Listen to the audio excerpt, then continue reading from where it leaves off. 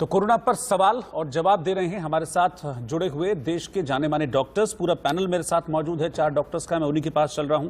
मैं डॉक्टर श्वेता अग्रवाल के पास चल रहा हूं। डॉक्टर श्वेता होम्योपैथिक सलाहकार हैं। डॉक्टर श्वेता, 2 सवाल है मेरे आपसे।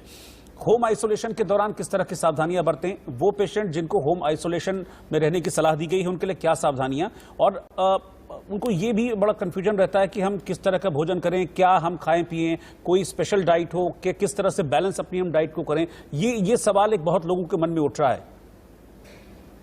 Sir basically it's a viral and viral में कोई भी प्रिकॉशन जब हम बताते हैं तो हम कहते हैं there should be maintenance of fluids in your body. तो हम लोग सबको यही रिकमेंड करते हैं कि have more of fluids and heavy diet. वे ऑलवेज से कि नहीं, don't eat heavy food because heavy food you will not be able to digest. And in this viral जो अभी स्ट्रेन है उसकी सिम्टोमेटोलॉजी में there are symptom of GI tract. So obviously we will like to tell patients कि जो है आप light food पे like khichdi, like rice, boiled rice, इस तरीके के आप अपने डाइट में फॉलो कीजिए।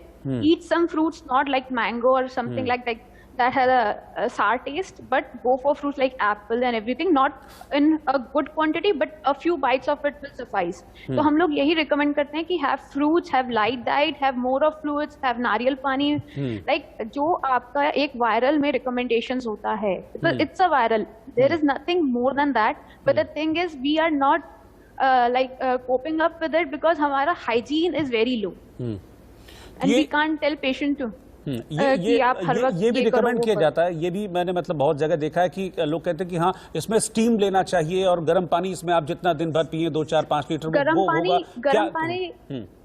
Garam pani is a normal recommendation all through the year because corona is not going anywhere. So whether it's winters or whether it's summers, our recommendation sip warm water at short intervals so that your throat doesn't get dry. Because जो पहले study था उसमें यही था, it gets lodged in your throat. अभी ये study नहीं है, अभी ये पैरानेजल साइनसिस पे आया है कि it gets lodged in your paranasal sinuses. That's why we recommended steam inhalation for a person who is not sick. If a person is sick he can take steam inhalation 2 to 3 times a day. ठीक है। सो हम लोग ये recommend यही करते हैं कि आप warm water, don't switch to cold drinks, don't switch to cold water, anything like that. Just take warm water, steam inhalation and have a light diet when you are in home isolation. ठीक है। Doctor Ankita, मेरा सवाल अगला है, वो भी इससे जुड़ा हुआ है कि जो लोग एसिम्प्टोमेटिक हैं या होम आइसोलेशन में, क्योंकि हम देख रहे हैं कि बहुत ज़्यादा प्रेशर बढ़ता जा रहा है, डॉक्टर्स के ऊपर भी बहुत ज़्यादा प्रेशर है, स्वास्थ्य विभाग के ऊपर भी बहुत ज़्यादा प्रेशर है, इसलिए बहुत सारे केसेस ऐसे देखने को मिले हैं कि जहाँ कोविड डिटेक्ट होता है, मरीज घर पर है लेकिन उसको कोई दवाई देने वाला नहीं आ रहा है सरकार की तरफ से। तो ऐसे में वो लोग क्या करें? क्या एक जनरल प्रिस्क्रिप्शन रहता है मरीजों के लिए कि जो खुद को होम आइसोलेट करके बैठे हैं वो क्या मेडिसिन लें? ये देखिए, खुद से तो सेल्फ मेडिकेशन तो बिल्कुल भी नहीं करना है। मेडिकल हेल्प तो आपको लेनी है। आप गवर्नमेंट डॉक्टर अगर आपके बीच में है तो आप गवर्नमेंट डॉक्टर की सलाह लें।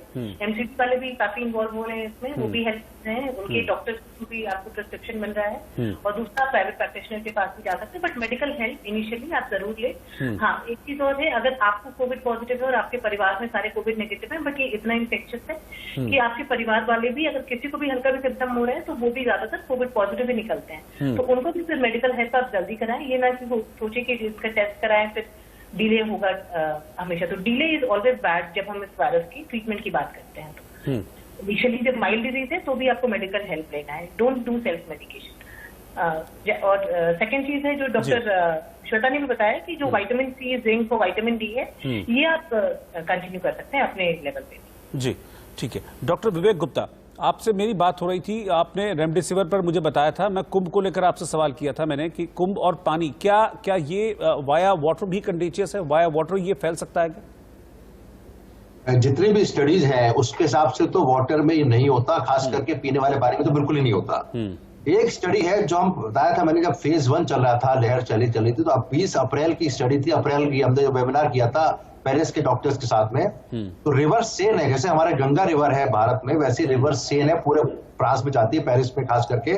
उनके 27 सैंपल में 4 सैंपल में कोरोना वायरस मिला। अब वहां पे दहशत सी फैल गई कि virus can also spread through water. At that time later on it was further investigated, उन्होंने कहा कि शायद it was contamination, but it was not surety, check नहीं हुआ। अब हमारे कुंभ में लोग नहा रहे हैं, देखिए वहां रिवर सेन में तो कोई नहाता भी नहीं, वहां तो पानी थोड़ा सा गया होगा, कहीं से गया होगा जी। हमारे कुंभ में लोग नहा रहे हैं, अगर एक रिपोर्ट आई है पॉजिटिव तो इसको एटलीस्ट रूल आउट नहीं कर सकते कि पानी में जैसे कि एक इन्फेक्टेड आदमी गया, वो वायरस पानी में दूसरा नहाया तो उसको बच सकता है, लेकिन मोस्ट कॉमन ट्रांसमिशन तो ड्रॉपलेट है। कुंभ में साथ साथ नहाते हैं तो सांस एक दूसरे की, वायरस थोड़ा सा वहां रुका, थोड़ा वहां मॉइस्चर भी ज्यादा है, पानी है, गंगा जी का पानी है तो गंगा का पानी के ऊपर थोड़ा मॉइस्चर ज्यादा होगा, तो droplet can stay. That is why so many people got infected. तो most probably it is air transmission from one person to another person, और it could be airborne for some time. Water cannot be ruled out, इसीलिए हम लोग ने तो कुछ test किया नहीं। अगर गंगा का पानी का टेस्टिंग की जाए और फिर देखा जाए, फिर हम इस पे ज्यादा अच्छी तरह बता पाएंगे। लेकिन रिवर सेम फ्रांस में ये टेस्ट हुआ था, उनके 4 सैंपल में वायरस पाया गया था आफ्टर मेनी आवर्स। इसका मतलब पानी रुका है, पानी के अंदर वायरस रुका है, तो इसको भी हम रूल आउट नहीं कर सकते। अब कुंभ में इसी वजह से तीनों आपसे अफेक्टेड हुए होंगे, multiple people, infected people, airborne, moisture, end of course वो पानी के अंदर जब वायरस रहा, उसी पानी के अंदर दूसरी डुबकी लगाई, तो हो सकता है cannot be ruled out, cannot be ruled out. जी ठीक है। डॉक्टर कृषित पटेल, इस बार जो ये है वायरस, इसमें ये भी देखने को आ रहा है कि बहुत ज़्यादा ऑक्सीजन सपोर्ट की ज़रूरत पड़ रही है, और ये भी कहा जा रहा है कि देश भर में ऑक्सीजन की कमी है। लगातार हम देख रहे हैं कि हर स्टेट ये कह रहा है कि नहीं, हमारे पास ऑक्सीजन की कमी है, लाओ। लेकिन अगर कोई शख्स घर पर है और उसको अचानक से ऑक्सीजन की कमी महसूस होती है, तो ऐसे में वो मतलब उस शख्स को क्या करना चाहिए? अगर आपका ऑक्सीजन 93 एट रूम एयर है, उससे कम है, तो आपको तो हॉस्पिटलाइजेशन की जरूरत है। लेकिन अगर आपको घर पे लगता है कि आपके कुछ फ्लक्चुएट करता है बिटवीन 94 to 100 और ऊपर नीचे जा रहा है, तो आप एक तो पहले वॉक टेस्ट करके देखिए। अगर आप 5 मिनट्स वॉक टेस्ट करके अगर आप रीचेक करेंगे और आपका 5 to 10% डिक्रीज हो रहा है, तो इट इज इंडिकेटिंग कि आपके कोई लंग में ज्यादा इन्फेक्शन है और आपको डैमेज हुआ है, आपको हॉस्पिटलाइजेशन की जरूरत है। अगर फिर भी वो इतना डाउन नहीं जा रहा है और 94, 98, 90 के बीच में मूव कर रहा है, तो आपको पेट के बल लेट के, आजकल जो मैंने देखा है कुछ पेशेंट्स में वो एडवाइज करते हैं, पेट के बल लेटने से आपका जो प्रोन पोजीशन कहते हैं जिसको, उसके बल लेटने से आपकी लंग्स को एक्सपांड करने की काफी स्पेस मिलेगी और उसमें ऑक्सीजनेशन की मात्रा बढ़ेगी। तो उसके आप YouTube पे भी या गूगल पे फोटोज देखेंगे, तो वो एक आपको प्रोन पोजीशन में लेटने पे पेट के बल और पैर के पास आप आगे पिलो रख के उसको एक्सपांड करने की स्पेस देके आप ऑक्सीजनेशन घर पे बढ़ा सकते हैं। ठीक है। डॉक्टर श्वेता अग्रवाल, किस तरह की एक्सरसाइजेज हम कर सकते हैं? कोई शख्स अगर होम आइसोलेशन में हो, क्या आप लोग रिकमेंड करते हैं एक्सरसाइजेज करने के लिए, और क्या रिकमेंडेशंस होती हैं सांस को लेकर और लंग्स को लेकर आप लोगों की? Sir, mainly pranayam we recommend because we would like to increase the capacity of your lungs. So basically inhalation. आपको कुछ नहीं करना है, सिंपली इनहेल एंड एक्सेल। ये आपको 5 मिनट्स to 10 मिनट्स तक एक्सरसाइज अगर आप करते हैं, just to increase the capacity of your lung volume, मतलब जितना आप इंस्पायर कर रहे हैं उतना ही आप एक्सपायर कर सकें। बेसिकली आपकी लंग्स की एक्सपेंशन के लिए रिक्वायर्ड होता है। बाकी there are lots of exercises which we can only tell physically, but हाँ, लंग एक्सपेंशन के लिए जो एक common exercise will say that comes from yoga and it is pranayama. ठीक है। डॉक्टर अंकिता वैद्य, ये जो इस वक्त चल रहा है, ये पीक है कोरोना का, या अभी फिर और मतलब बुरे दिन आने वाले हैं अभी? जी नहीं, अभी तो राइजिंग ट्रेंड ही देखने को मिल रहा है। पीक तो I think it is still awaited. We have to control now. It is what I can say it's outburst of corona right now, so we have to control now. Government is taking measures. I have appealed to everyone कि आप लोग सब indoor रहें, जो भी अभी नियम हैं वो सारे फॉलो करें लॉकडाउन के, और साथ ही साथ अपना कोविड एप्रोप्रिएट बिहेवियर कंटिन्यू रखें। अदरवाइज जो हम देख रहे हैं इट हैज स्टिल जो पीक है वो अभी भी आनी बाकी है। जो दिख रहे हैं ट्रेंड्स अभी भी राइजिंग ही दिख रहे हैं। डॉक्टर विवेक गुप्ता, क्या जल्द इसके खत्म होने के आसार हैं? क्योंकि ये तो आप समझ लीजिए पिछले वाले से डबल, क्या मतलब अभी तक जो हमने देख लिया 2.5 गुना ज्यादा मारक तो पिछले वाले से नजर आ रहा है जो लास्ट वेव थी। क्या इसके जल्द खत्म होने के आसार हैं? और वो भी तब जब हम देख रहे हैं कि अब लोगों ने इतनी लापरवाहियां बरतनी शुरू कर दी हैं कि अब धीरे धीरे वापस, अभी नाइट कर्फ्यू हुआ, अब फिर मिनी लॉकडाउन हुआ, पता नहीं कल को लॉकडाउन ना हो जाए। नहीं, मुझे नहीं लग रहा कि अभी जल्दी समाप्त होगा, क्योंकि कोई ऐसा रीजन नहीं है। देखिए, हीट काफी ज्यादा आ गई है। पिछले वेव में हम लोगों ने कहा था कि समर्स आएंगी, अप्रैल में जैसे ही टेम्परेचर 30, 35, 40 पहुंचेगा, वायरस खत्म हो जाएगा। तो वो तो बात खत्म हो चुकी है, ऐसा नहीं हुआ। बिल्कुल। तो अभी का कोई रीजन नहीं समझ में आ रहा कि भगवान चाहेगा तो हम लोग चाहते सभी यही है कि पीक आके खत्म हो जाए, लेकिन एक प्रेडिक्शन था, किसी ने कहा था कि पीक इज कमिंग, जिस तरह पीक आया वैसे कम होगा।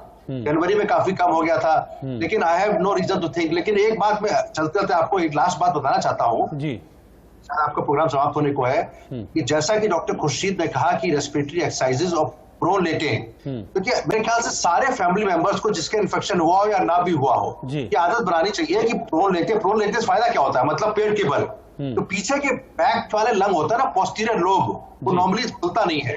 तो प्रोन लेटेंगे और ब्रीदिंग एक्सरसाइज करेंगे तो उससे वो एक्सपैंड होके फुल कैपेसिटी में लंग आएगा। अगर बाई चांस उनको कोविड होता है तो उनको इतना ज्यादा निमोनिया हो भी जाएगा, सैचुरेशन फॉल नहीं करेगा। दूसरी बात इम्यूनिटी बूस्टर में बताना चाहूंगा, विटामिन डी विटामिन सी का रोल है, ये कोक्यू एंजाइम भी है जो काफी कंपनी बनाती है, उसका भी काफी रोल है। बाकी हम लोग जैसे कि होम्योपैथ वाला, आयुर्वेदिक वाला, च्यवनप्राश और अश्वगंधा तो लेते रहना चाहिए, फिर से शुरू करना पड़ेगा वही सारी साइकिल। और एक बात मैं और जो कहना चाह रहा था, जो आपने कहा कि पीक खत्म होगा कि नहीं होगा, होम केयर में अगर हम किसी तरह से गवर्नमेंट मशीनरी या एनजीओ या वॉलंटियर्स इस तरह कर दें कि जिनको सैचुरेशन 94 से नीचे जा रहा है, एक home nurse with PPE kit, उसको कम से कम ऑक्सीजन दे दी जाए या फिर रेमडेसिविर लगा दी जाए या दवाई शुरू कर दी जाए, तो अस्पतालों पे लोड कम हो जाएगा। अभी भी मेरे पास 25 से 30 पेशेंट अभी वेट लिस्ट में है, जो अपोलो के अलावा और जगह भी हम कोशिश कर रहे हैं कि भर्ती हो जाए। एक आदमी का 60 सैचुरेशन है, मूलचंद के बाहर वेट कर रहा है, एक आदमी जेपी हॉस्पिटल के बाहर वेट कर रहा है, तो things are very bad. Something has to be done by our doctors, government's officials to start home care services with a PPE kit, only one nurse। तो पैनिक नहीं होने की जरूरत है। अगर किसी का 93 है, 92 है, 89, 90 है, हम 2 लीटर ऑक्सीजन दे देते हैं या ऑक्सीजन कंसंट्रेटर प्रोवाइड कर देते हैं घर पे विद इंट्रावेनस और non intravenous medicine. At least he will survive another 3-4 days, और तब तक हमको आईसीयू मिल जाएगा। क्या हो सकता है, ठीक ही हो जाए तब तक। ठीक है, तो this I think I would like to government to take initiative on this issue. ठीक है, बिल्कुल। Home care government nurses. जी, मैं बिल्कुल अब क्योंकि बिल्कुल अपने आखिरी पड़ाव पर पहुंच गया हूं, लेकिन एक सवाल चूंकि मेरे मन में है, इसलिए मैं डॉक्टर खुर्शीद चाहता हूं कि आप बहुत शॉर्ट में उसका जवाब दे दें। किन लोगों को ज्यादा सावधान रहने की जरूरत है? हालांकि सबको सावधान रहने की जरूरत है, लेकिन ऐसे लोग जिनको प्री एग्जिस्टिंग डिजीज हैं, तो ऐसे कौन से प्री एग्जिस्टिंग डिजीज हैं जिनके मरीजों को ज्यादा सावधानी बरतने की जरूरत है?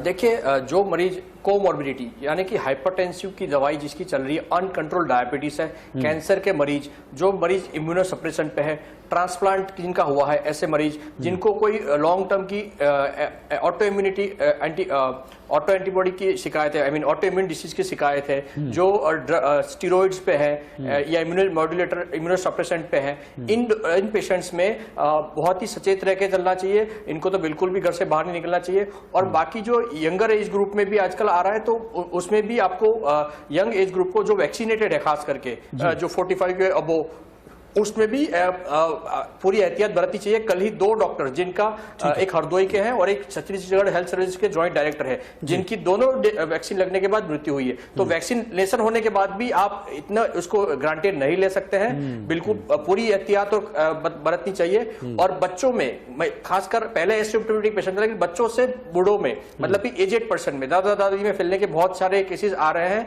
क्योंकि बच्चे कैरियर कर रहे हैं जो स्कूलों में गए थे या क्लासेस में गए थे। तो इन बच्चों को भी अब बाहर भेजना बंद करें, क्योंकि आपके दादा दादी भले घर पे हैं, लेकिन बच्चे अगर बाहर जा रहे हो फिर आके अपने ग्रैंड पेरेंट्स के साथ वो खेलते हैं, तो उनमें इन्फेक्शन फैल सकता है, जो काफी बीमारियों के ग्रसित है। ठीक है, आप सभी को बहुत बहुत शुक्रिया। Doctor Ankita, doctor Khurshid Patel, doctor Vivek Gupta, doctor Shweta Agarwal, आप सभी हमारे साथ जुड़े और सभी जो हमने सवाल फ्रेम किए थे, उन सवालों के आपने बिल्कुल सटीक जवाब दिए, आसान भाषा में जवाब दिए। मुझे लगता है कि जो लोग हमको देख रहे होंगे, उन सभी लोगों ने इन जवाबों से सीख ली होगी, और इस सीख के साथ साथ आप प्रण भी ले लीजिए कि बेवजह हम घर से बाहर नहीं निकलेंगे, कोरोना को हम हराएंगे और देश को, खुद को और अपनों को कोरोना